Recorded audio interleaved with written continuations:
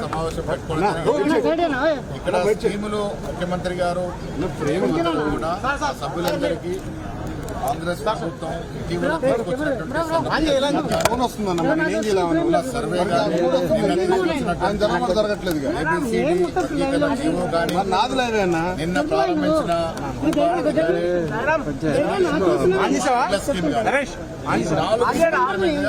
ప్రధానంగా చర్చ మా సభ్యులు ఇచ్చే సలహా నుండి జూన్ 2 వరకు అందరూ కూడా క్షేత్రస్థాయిలో వారి ప్రజలతో మమైకమై ప్రజలకి కార్యక్రమాలు వివరిస్తూ తద్వారా 10 ఏళ్ల ఆర్థిక విధ్వంసం బీఆర్ఎస్ పార్టీ టైంలో జరిగిన విధ్వంసాల నుంచి బయటపడుతూ ప్రజల ఆశించిన మేరకు ప్రజల ఆకాంక్షల మేరకు ఇవాళ 15 మాసాలుగా కాంగ్రెస్ ప్రభుత్వం రేవంత్ రెడ్డి గారు ముఖ్యమంత్రిగా బట్టి గారు మంత్రులందరూ కూడా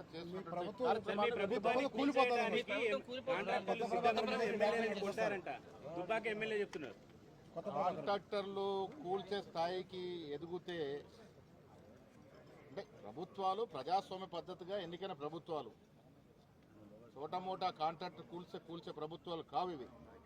ఎవరన్నా ఆ రకంగా అనుకుంటే వారి అది అవివేకానికి నిదర్శనం. ఎందుకు ఆయన వ్యాఖ్యలు మీరు ఎలా చూస్తారు అసలు? పార్టీ పరంగా కానీ ప్రభుత్వ పరంగా కానీ ఏం వ్యాఖ్య చేశాడైనా? ప్రభుత్వం కూల్చి చేస్తున్నారు, కాంట్రాక్ట్లో డబ్బులు చేస్తున్నారు, ఎమ్మెల్యేలను కొడుకుని చేస్తున్నారు. ప్రజాస్వామ్యంలో ఇలాంటి వ్యాఖ్యలకి తావులేదు. సంపూర్ణమైనటువంటి మద్దతు మా ఎమ్మెల్యేలది ఉంది, ప్రజల మద్దతు కూడా మాకు సంపూర్ణంగా ఉంది. ఇలాంటి చోటామోటా వ్యాఖ్యలకు భయపడేది లేదు. కొత్త ప్రభాకర్ రెడ్డి వ్యాఖ్యలు ఏమైనా విచారణ చేపిస్తారా? కొత్త ప్రభాకర్ రెడ్డి గారు మరి వారేమన్నా వారికి ఉన్నటువంటి డబ్బు ఆస్తిపాస్తుల హామీతో మాట్లాడుతున్నారో తెలియదు. ఉంటుంది డెఫినెట్గా.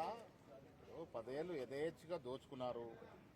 దాంట్లో ఇలాంటి కొత్త ప్రభాకర్ రెడ్డి కూడా అవకాశాలు వచ్చినాయి. ఆ దోపిడీ నుంచి ఇలా బయటపడుతున్నారు కాబట్టి అక్కస్తో మా ప్రభుత్వం మీద విమర్శలు చేస్తూ ఉన్నారు. ఒకటి మాత్రం వాస్తవం, ప్రజల బలమున్న ప్రభుత్వం ఇది, ప్రజల కోసమే పనిచేస్తున్న ప్రభుత్వం ఇది. ఇలాంటి బెదిరింపులు, ఇలాంటి కన్ఫ్యూజన్ స్టేట్మెంట్స్కి తావులేదు. ప్రజలు కూడా ఇబ్బంది పడాల్సిన అవసరం లేదు. ప్రజలు తీర్పిస్తారు. అంటే దీని మీద విచారణ కోరుతారా? ఎందుకంటే ఆయన బహిరంగంగా మమ్మల్ని అడుగుతున్నారు అని చెప్తున్నారు. మేము